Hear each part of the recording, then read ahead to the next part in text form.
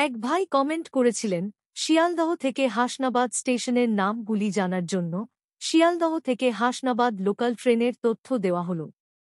শিয়ালদহ থেকে হাসনাবাদ স্টেশনের দূরত্ব ৭৭ কিলোমিটার, টিকিট ভাড়া ২০ টাকা, পৌঁছাতে সময় লাগে ২ ঘন্টা ৫ মিনিট। প্রথম ট্রেনটি ছেড়ে যায় ভোর ৫টা ২০ মিনিটে, সকাল ৬টা ১২ মিনিটে, ৭টা ৪০ মিনিটে, ৮টা ২২ মিনিটে, ৯টা ২০ মিনিটে, ১১টা ৭ মিনিটে। এটি রবিবার বন্ধ থাকে দুপুর ১২টা ১৮ মিনিটে, ২টা ২০ মিনিটে, ২টা ৫৪ মিনিটে।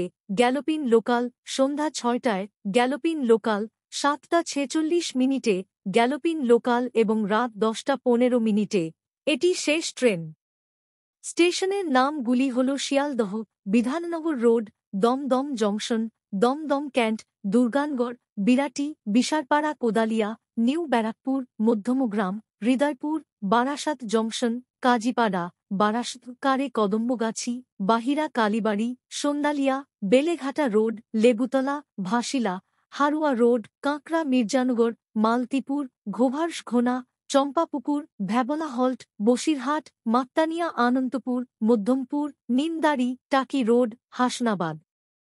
ট্রেনের সঠিক সময়সূচি ও তথ্য জানার জন্য আমাদের চ্যানেলটি সাবস্ক্রাইব করতে পারেন।